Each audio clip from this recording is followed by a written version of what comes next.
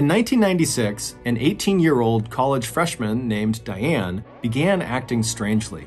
She'd suddenly break down and start crying, and then a second later she'd get really mad, and then a second after that, she'd be fine again, as if nothing had ever happened.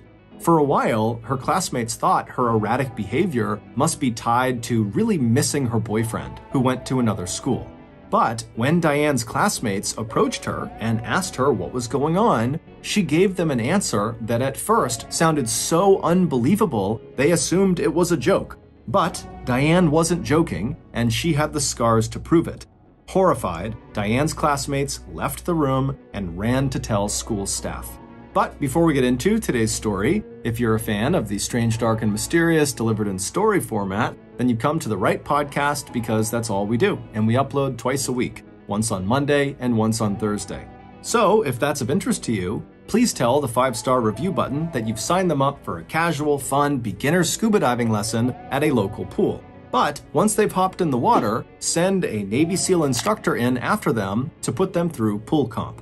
Also, please subscribe to the MrBallen podcast wherever you listen to podcasts so you don't miss any of our weekly uploads. Okay, let's get into today's story.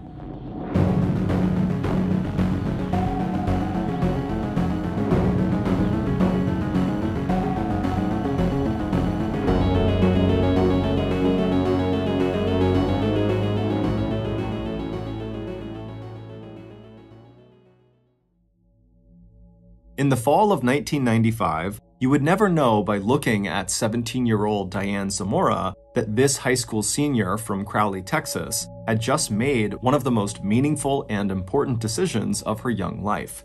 In fact, Diane, dressed in her modest t-shirt and plaid miniskirt and standing quietly in front of her locker at the end of the school day, drew a lot less attention to herself than many of the other teenagers who were now spilling into the noisy hallway all around her. But spinning the numbers on her combination lock, Diane did not feel ordinary. Ever since she had started going out with David Graham 2.5 months earlier, it was like Diane's carefully ordered world had suddenly been knocked into a new orbit.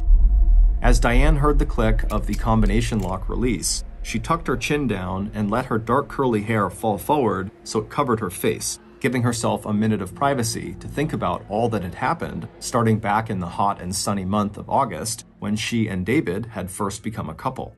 There was that moment when both of them looked across the room at one another, and Diane had suddenly felt like they were the only two people in the whole world. And then when David had walked over and casually touched her shoulder, Diane had felt this amazing thrill as she realized this person, who she had known for years as just a friend, had suddenly become something so much more. At first, the feelings that Diane had for David were almost as confusing as they were exciting. Up until that point in her life, having a boyfriend had never been part of Diane's life plan. Diane had spent most of her time over the last 3 years carving out a name for herself as a high academic achiever. Her classmates liked her just fine, but they never expected to see her out drinking or run into her at parties. Instead, Diane was known as a friendly but quiet person who put all of her energy into her schoolwork and other activities that might bolster her academic resume. And that effort and focus had already helped her rack up an impressive list of accomplishments. She had been elected to serve in the student government, she played the flute in the school's marching band, she was a member of the community service organization called Key Club, and she was a member of the National Honor Society, an invitation-only organization made up of academically outstanding high schoolers. And for Diane, all her dedication and hard work had a single purpose. From the time she was 9 years old, Diane had one dream in life. She wanted to be an astronaut. In the 4th grade, she had sent a letter to NASA, which is the National Aeronautics and Space Administration, asking for brochures about their space program and what it took to become an astronaut.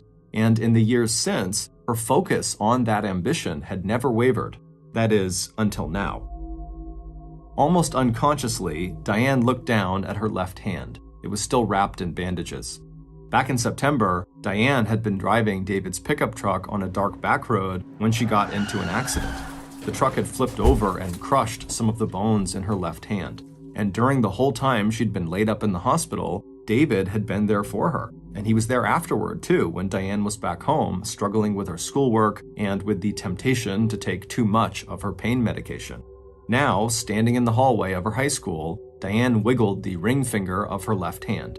Soon the bones would be fully healed and the swelling would go down. And then, Diane, feeling her heart start to race, she could start wearing the diamond ring that David had just bought for her. Because, despite having only been dating for 4 weeks, David had recently asked Diane to marry him. And Diane had not hesitated even a second before she said yes.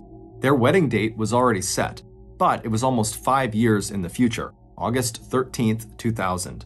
They chose this date because it would be when both of them had graduated from college. But even though getting engaged was a big decision for Diane, it wasn't that decision that made Diane feel so different and so special. For Diane, the very meaningful and important decision she had made so very, very recently was to give up her virginity to David. As Diane started packing books into her backpack, she reminded herself that while it had been a very big decision, it had been the right decision. Meanwhile, 18 miles to the west in Mansfield, Texas, Diane's fiancé, David Graham, was also standing in front of his high school locker, and he too was packing the stuff he would need to study that night into his backpack. Like Diane, David was known in his high school for his academic accomplishments, and he was also known for his military ambitions. Even now, at the end of a long day, and with cross-country practice still ahead of him, all 6 feet 2 inches of David's lean body stood ramrod straight. And when a fellow senior heading down the crowded hallway yelled out, "Sup, Colonel Graham?" David just grinned and raised a hand to his forehead in mock salute. He was not one of those aggressive G.I. Joe soldier types. In fact, David had given up football because it just seemed needlessly rough, and he'd taken up cross-country instead. Like Diane at Crowley High School, David was not a part of the in-crowd social scene at his high school. But despite the teasing about his membership in the Junior ROTC and the Junior Civil Air Patrol, David was still known as a pretty cool guy, and an all-around extremely high achiever with exceptionally good manners. Junior ROTC is the U.S. Army's high school equivalent of the Reserve Officer Training Corps, where students who are interested in a military career learn the core values of discipline, citizenship, leadership, character, and community service. And while David was a Junior ROTC battalion commander, his real passion and commitment lay with the Junior Civil Air Patrol. This was a program supported by the U.S. Air Force that also trained teenagers for a military career, with an emphasis on flying and running search and rescue operations. But unlike ROTC, which is geared toward high school students, the Junior Civil Air Patrol accepts teenagers as young as 12 years old, which is how old David was when he first joined. Because like Diane, David had always had one ambition in his life. Ever since first grade, when his dad had taken David to a local air show where the public can go to see different kinds of aircraft and watch amazing displays of aerial acrobatics, David had instantly become obsessed and knew that someday he would become a pilot. And also like Diane, David's dream had only strengthened with each passing year. By the time he was 14, he had his pilot's license, and now, as David headed into his last year of high school, his excellent grades, character references, and junior military service made it a sure bet that after high school, he would be accepted into the prestigious U.S. Air Force Academy out in Colorado Springs, Colorado. As David exchanged a few more greetings with friends and other ROTC members, he also reached into his locker to grab the duffel bag where he kept his cross-country running gear. But instead of going to practice, what David really wanted to do right then was hop in his car and drive out to see Diane in Crowley. But he knew he couldn't. Leaving his school in a tide of other teenagers, David thought back to that evening in early August at a Civil Air Patrol meeting. Like David, Diane had joined the Civil Air Patrol years ago at the age of 14 because she knew that the military was a good way to get the training and qualifications she would need to become an astronaut. But in the first 4 years she had been a member alongside David, the two of them had only been friends, nothing more. But on that particular Tuesday night last August, David just happened to glance over at Diane as she just happened to be glancing over at him, and in this brief moment, they locked eyes, and they both instantly felt attracted to the other. David would later tell his friends that it was like he suddenly saw Diane for what she really was. Incredibly smart, funny, principled, and gorgeous with her dark eyes, full lips, and olive skin.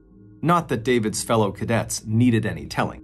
They could see right away that something had changed, because that very night, David broke one of the first rules of the Civil Air Patrol Command. As a senior commander in the Civil Air Patrol, David was forbidden to associate with junior cadets, let alone start a romantic relationship with one. But after randomly locking eyes with Diane, David had walked right over to her, put his hand on her shoulder, and then leaned down, and with his mouth pressed close to her ear, he told her she looked very nice tonight. Because of his romantic involvement with Diane, David had to give up his command position in the Civil Air Patrol. But for David, that was a small price to pay in order to be with Diane. And by the end of that month, David was head over heels in love with her. It didn't bother him at all that there was no sex in their relationship because he respected Diane's views on premarital sex. And even after they got engaged to be married, David had no expectations that Diane's views on sex would suddenly change. However, they did. Diane's horrible accident in his pickup truck had cemented the bond between them. And for David, who had only ever had just one serious girlfriend, Diane's sudden decision to make love to him had led to one of the best experiences in his life. David also knew that their relationship had helped both of them cope with some very painful and difficult family problems. This past summer, David and his 3 siblings were shocked and devastated when their parents divorced, and David's mother had been the one to leave home and move away 250 miles south to Houston, Texas. And it was during that same time that Diane had been the one in her family to confront her father about his longtime affair with his mistress. That affair had created so much financial and emotional chaos in the family that her father had lost his job, and for a short but awful period in her life, Diane and her younger sister and brothers became homeless, living out of the family car. But through it all, Diane and David had been there for one another. David had helped pay Diane's expenses, he gave her rides and bought her clothes, and when Diane's family was back on their feet, David practically began living in their new house. And as soon as cross-country practice was over that afternoon, that's exactly where David was headed, to Diane's house, where they would study together until it was dark, and David's father called to tell David it was time for him to come home. When David arrived in Crowley 2.5 hours later, Diane was waiting for him. She gave him one of her big shy smiles, and a few minutes later they were both seated on her worn sofa, their school books spread out all around them. As David drove back home that night in the dark, he reminded himself that the cross-country season would be over in just a month or so. Mansfield High School's team had been good enough that they'd qualified for the regional meet that would be held in Lubbock, Texas on November 3rd and 4th. But David was not really looking forward to this meet. He had no chance of placing in any of the events. He'd have to stay overnight with his teammates in a cramped motel room. Lubbock was more than 300 miles away, and since Diane's high school, Crowley High School, had not qualified for the regional meet, Diane would be staying home. David had friends on his team that he could spend time with during the meet, but he wished Diane was going to be there. A few weeks later, and the regional meet in Lubbock, Texas, wound up happening pretty much as David had expected. But at least when it was all over, David and Diane had more time they could spend together. From that Thanksgiving onward, David and Diane's respective families both watched with pride as the young couple seemed to turn the last 7 months of their final year at high school into a victory lap that had them circling together around a shining future. By early spring, David had received word that he'd been selected as a candidate for the U.S. Air Force Academy out in Colorado Springs. And on the same exact day, Diane received her letter of acceptance from the U.S. Naval Academy in Annapolis, Maryland, along with a full scholarship that covered tuition and room and board in exchange for 4 years of military service after she graduated. As high school graduation rolled around in May of 1996, Diane was recognized as one of the most accomplished seniors at Crowley High School, while David was one of the most celebrated seniors at Mansfield High School. And when the students at Mansfield stood up to give David a standing ovation, Diane was right there in the audience clapping as hard as she could, just as David was at Crowley High School when Diane received her awards and diploma. For students and administrators at both schools, these award ceremonies were welcome moments of celebration, because in the past several months, big city problems, drugs, gangs, and violence had started creeping into the once safe and secure borders of both Mansfield and Crowley. Ever since January, the residents of Dallas and Fort Worth, where Diane lived, had been following the tragic news of a child kidnapping that had led to the brutal murder of the 9-year-old hostage, a little girl with shoulder-length blonde hair whose missing person picture had been plastered all over the city. And 5 months into the investigation, and the little girl's murderer had still not been caught. Meanwhile, Mansfield had suffered its own very personal tragedy. In early December, a local farmer had found the body of a high school sophomore in his abandoned field. She had been murdered, and her death had sent shockwaves through the 15,000 residents of Mansfield and the 2,500 high school students who had been her classmates. In the 3 weeks it took local detectives to make an arrest, the school and the town had buzzed with rumors as police tried to sort through the complicated and secret life of a popular and talented teenager. For Diane and David, the combined news of these tragedies made their own worries and problems, mostly their upcoming separation as they headed off to opposite sides of the country for college, seem completely insignificant. So, after the high school awards ceremony, when David and Diane were interviewed by local reporters about their accomplishments and future plans, they told them that there were a lot worse things in life than a long-distance relationship, especially given the strength of their commitment to one another. When the news article was published 10 days later in the Fort Worth Star-Telegram, the headline read, "Couple to march to military drums, then wedding bells." And at the start of the summer of 1996, David and Diane put that commitment to the test. On Friday, June 30th, David headed 700 miles northwest to the U.S. Air Force Academy, its 18,000-acre campus located in the remote foothills of the Rocky Mountains in Colorado Springs, Colorado. 2 days later, on Sunday, July 2nd, Diane headed 1,400 miles east to the United States Naval Academy, its 338-acre campus perched on the edge of the Chesapeake River and fully enveloped by the historic city of Annapolis, Maryland. And from the very start of their military education and training, it was Diane who had the most trouble adjusting to the physical challenges and also to the emotional stress of being separated from David. Unlike David, who was actually motivated by the structure and discipline of the military, Diane struggled to fit in socially and to embrace the command structure that put freshmen like herself at the bottom of the totem pole. Meanwhile, that old injury to her left hand from the car accident had made the daily grind of endless push-ups, squats, bear crawls, and other calisthenics not only difficult, but very painful. 5 weeks in, and David, out in Colorado, had become an official Air Force cadet, ready to start the 4-year run to becoming an Air Force pilot. 5 weeks in for Diane, and she was showing alarming and troubling signs of psychological strain. While her letters back home painted a very rosy picture of success and determination, the reality of her situation could not have been more different. Without David, it was like Diane's life was falling apart.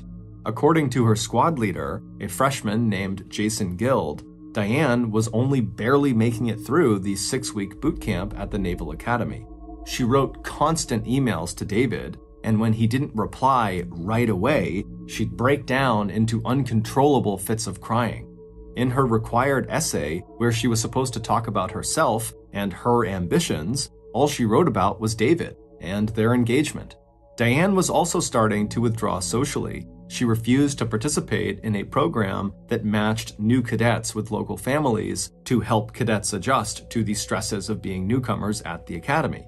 Diane's supervising officers warned her that she was becoming way too much of a loner and that she was losing her focus and only just meeting the minimum expectations. And when Diane did engage with other people, all she talked about was David. But along with telling anyone who would listen how much she and David loved each other, Diane also talked about David like maybe she didn't fully trust him. But it was Diane, not David, who seemed open to getting involved with someone else, and who dangled that possibility in front of David like a red flag in front of a bull when she told him she was interested in her squad leader, Jason Guild. And when Diane called David to tell him that Jason had kissed her, David immediately sent Jason a threatening email telling him to leave Diane alone. Diane responded with a deluge of emails and letters and more phone calls to David that were equal parts lovesick and angry. Meanwhile, when she was with Jason and her friends, Diane veered back and forth between begging Jason to be her boyfriend and, in the next breath, declaring her undying devotion to David. At first, Diane's roommates assumed that Diane's erratic behavior was caused by the stress of trying to maintain a long-distance relationship with her fiancé. But halfway through boot camp, Diane really seemed to come totally unhinged. It was at that point in early August that Diane took her roommates aside and began to point out all these small scars all over her body. And then she began to hint at something very dark in her relationship with David. And finally, in the early morning hours of Sunday, August 25th, one day after officially making it through her 6-week boot camp, Diane didn't just hint at this dark thing. She came right out and told her roommates the whole story.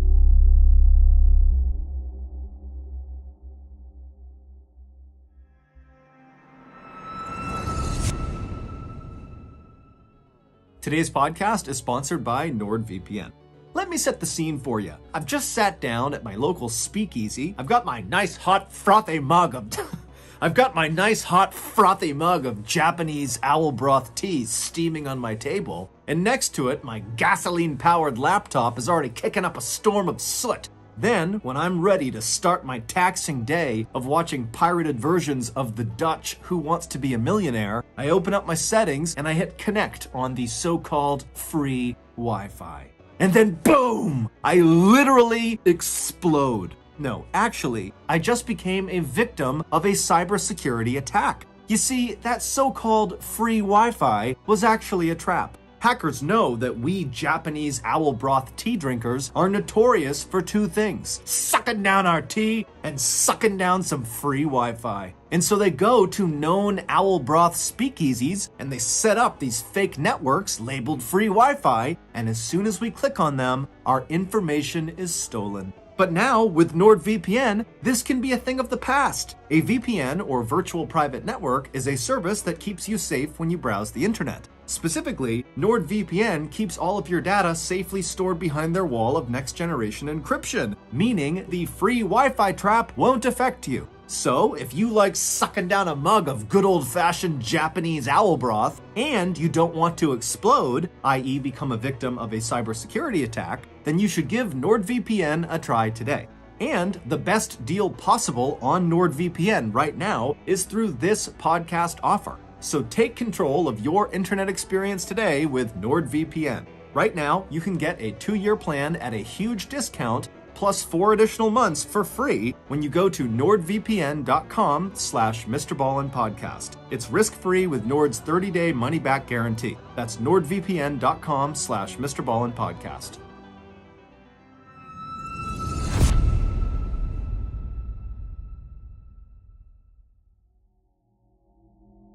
Completely shocked by what they had just heard, Diane's fellow cadets knew they could not keep silent.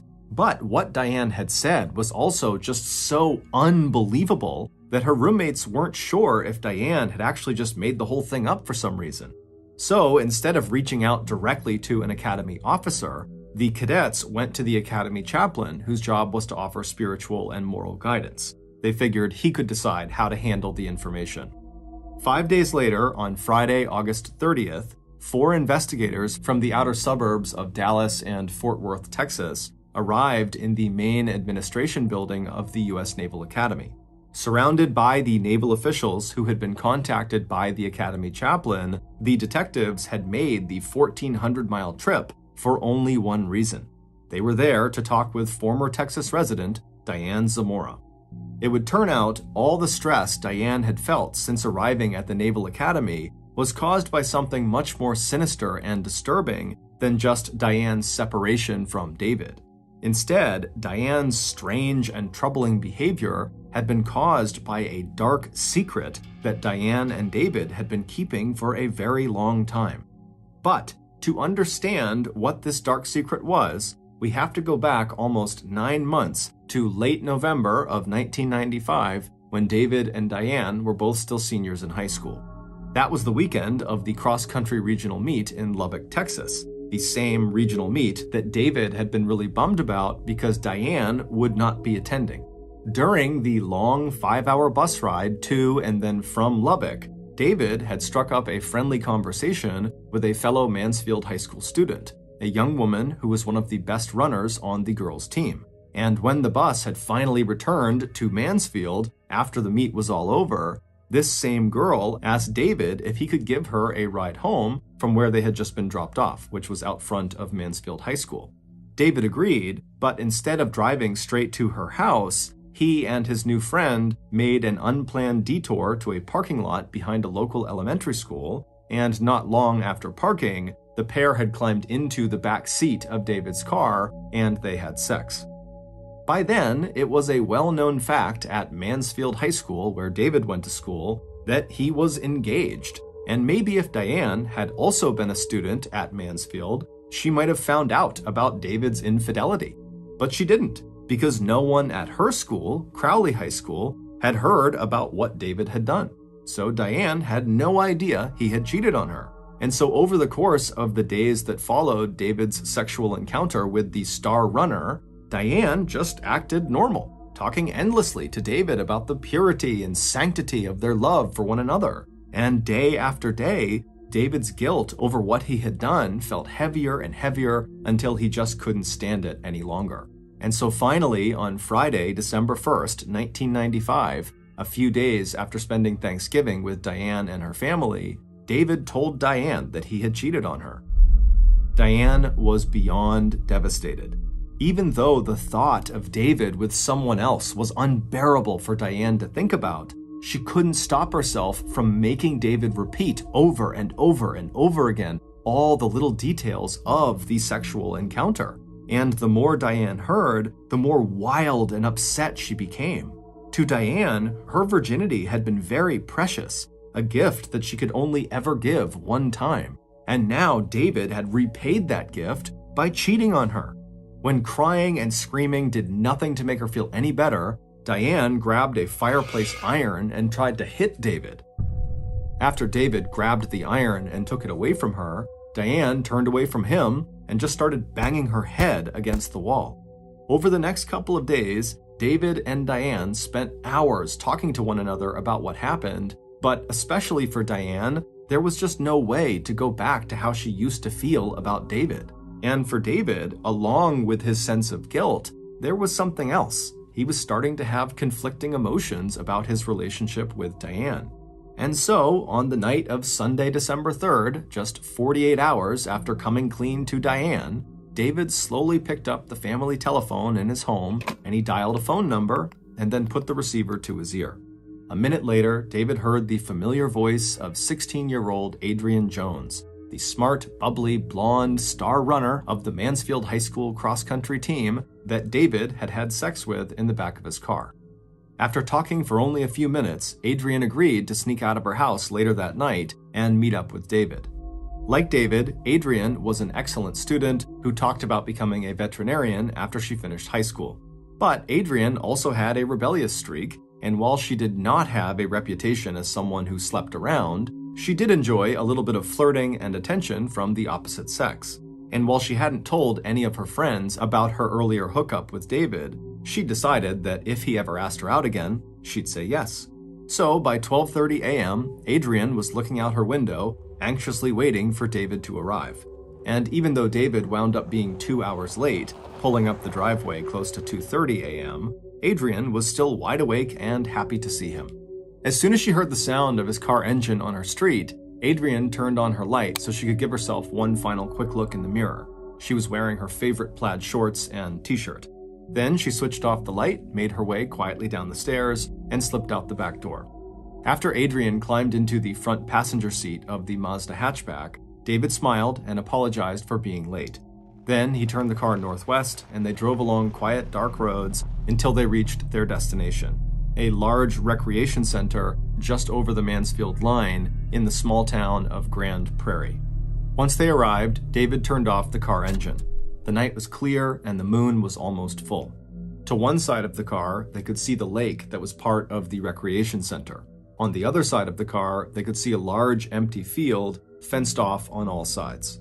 Even though the night air was cool, Adrian had rolled down her window and a slight breeze ruffled her thick blonde hair.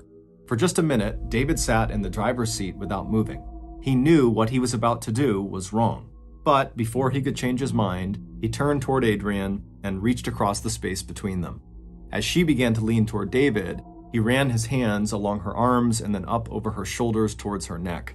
And then, taking a deep breath, David suddenly closed his strong hands around Adrian's throat and gave her neck a violent jerk. For just a second, Adrian sat there stunned, and then her hands shot up to her neck as she tried to grab David's fingers and pull them away. But as she did this, David only tightened his grip, readjusting himself in his seat, and then he began twisting her neck first to one side and then to the other. Within seconds, Adrian's complete and total shock gave way to a massive rush of adrenaline. And with all of her strength, she grabbed his arms and stopped the violent side-to-side motion, and then began forcing her much larger attacker back away from her. And it was while she was grappling with David that Adrian heard a sudden noise coming from the backseat of the car. All at once, she felt David's hands loosen, and they both turned towards the sound.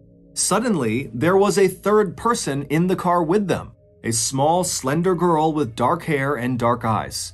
Even as Adrian registered in some part of her brain that this must be David's fiancée, Diane Zamora, Adrian felt the blinding pain of a sudden blow to the side of her head. Dazed, but knowing she was in a fight for her life, Adrian twisted in her seat away from David, away from Diane, and somehow managed to open the car door, and she fell out onto the ground. But as Adrian scrambled to her feet, she felt another blow to her head in the same spot, this one even harder. Despite the pain, Adrian still managed to pull herself up onto her feet again, and seconds later she was half staggering, half running towards the open field ahead of her. But before Adrian made it to the fence, she could feel her strength starting to ebb. With one last lurch, Adrian threw herself up and over the 4 strands of the barbed wire fence. But even as she made it to the other side, her sock caught on the barbs, and she stumbled forward and kind of twisted and landed on her back, her bloody face looking up at the bright Texas moon. Off in the distance, there was the sound of raised voices, and then a few minutes later, David stood in the field looking down at Adrian, a 9mm Russian-made Makarov pistol in one of his hands.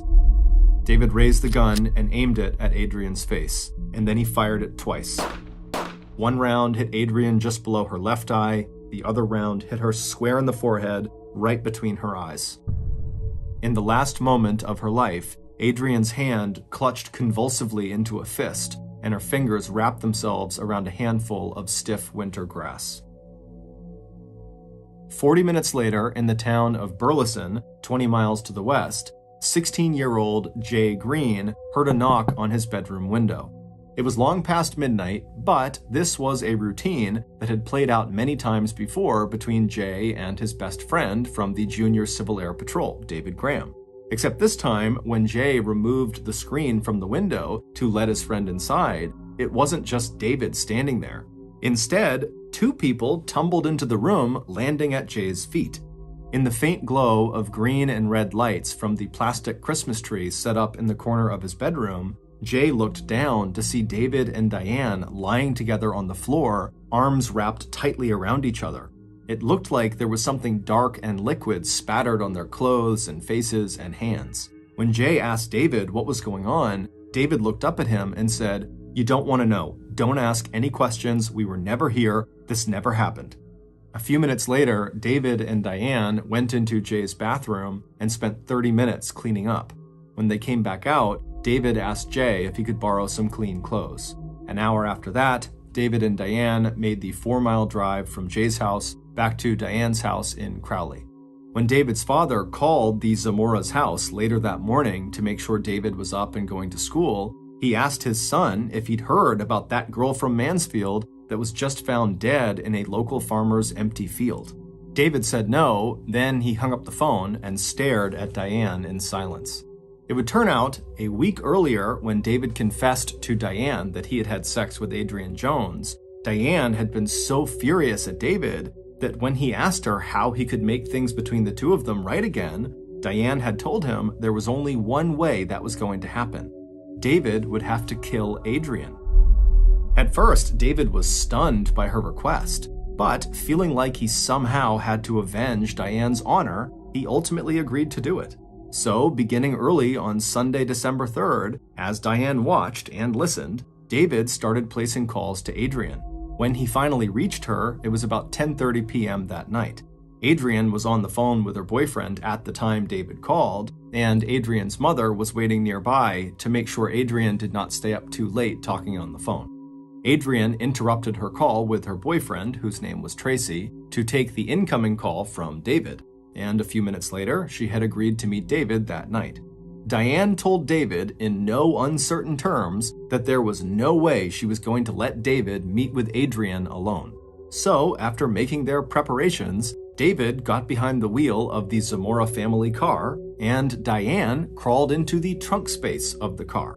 And because this car was a hatchback, the trunk was not separated from the seating area. Meaning, if you were in the back seat of this car, you could just turn around and look into the trunk. David's plan was to kill Adrian by breaking her neck. But, just in case that didn't work, he had brought along his 9mm pistol. Additionally, he had brought a set of heavy round barbell weights that he would use to sink Adrian's dead body in the nearby lake out at the recreation center, where he planned to take Adrian. David packed both the gun and the weights in a duffel bag, and then he put that bag in the trunk next to where Diane was going to be hiding.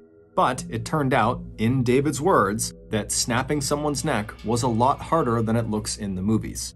Within minutes of David stopping the car near the recreation center, nothing had gone according to the plan that he had worked out with Diane.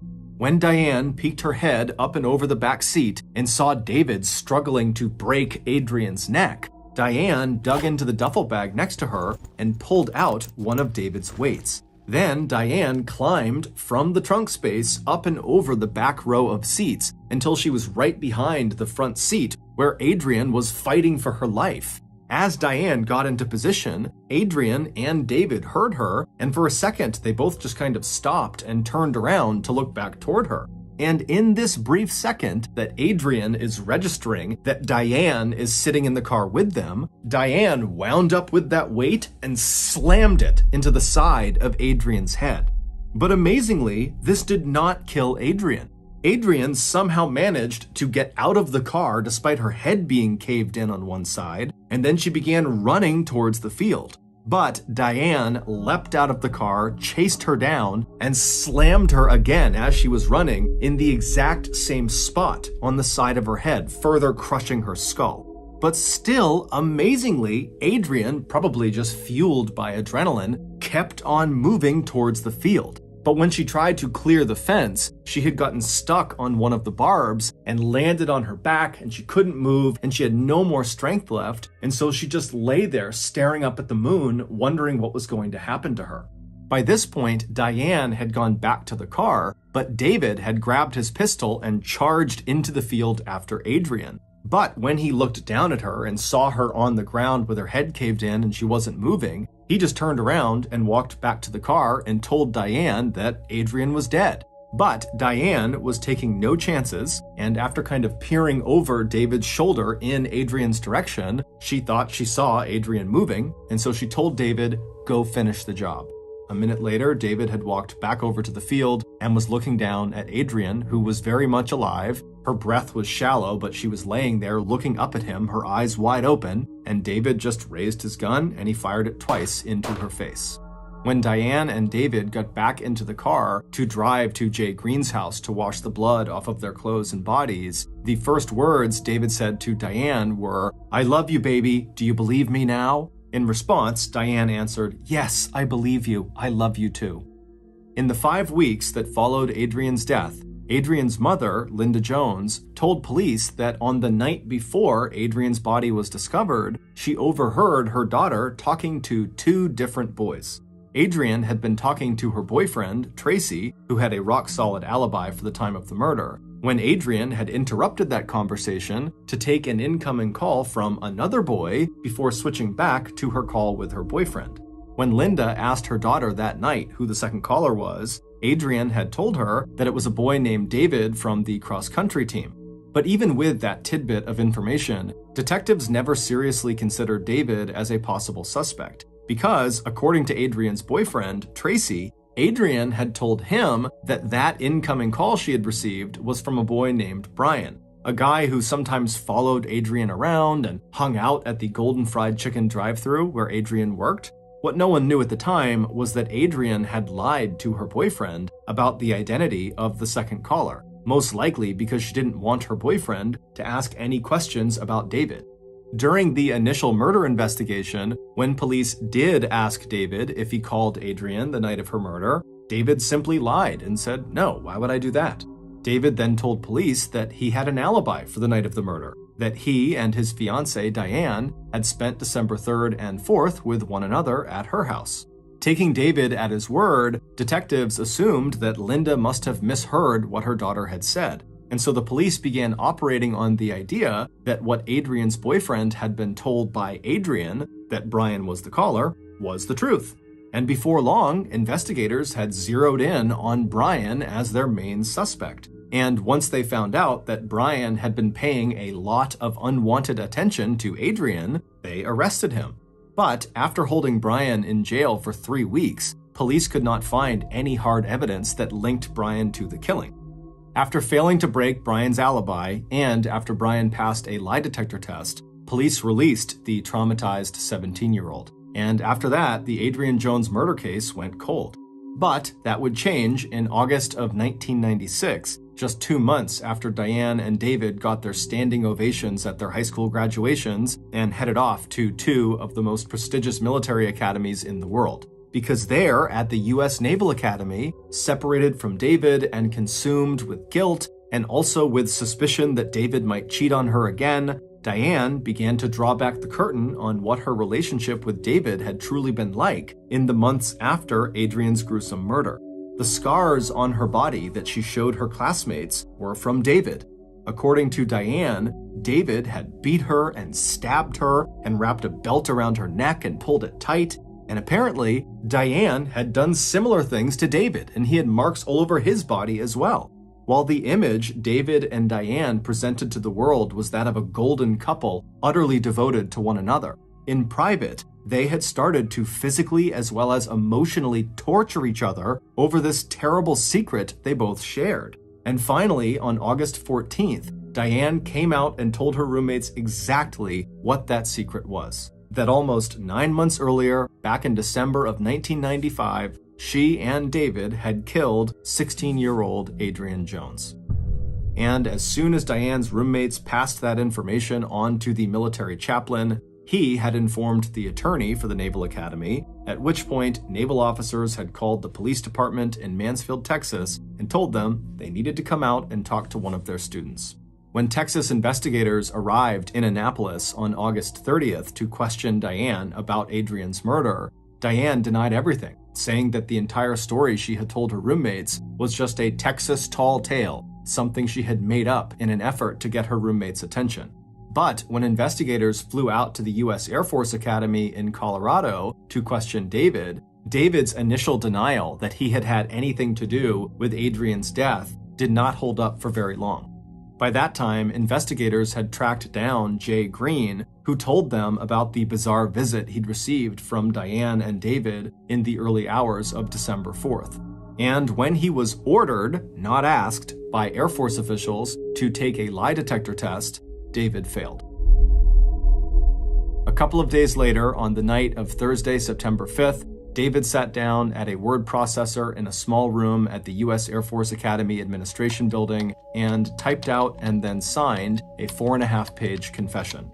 In it, he wrote that when his, quote, precious relationship with Diane was damaged by his, quote, thoughtless actions, which is how he described his sexual encounter with Adrian, the only thing that could satisfy Diane's, quote, womanly vengeance was for David to kill the girl who had, for an instant, taken Diane's place in David's life. Confronted with David's confession, Diane quickly responded with her own formal statement that corroborated much of what David had already told investigators. And immediately after both of them had been arrested and charged with capital murder, David and Diane continued to defend each other and declare their love for one another both publicly and through the many letters they wrote back and forth.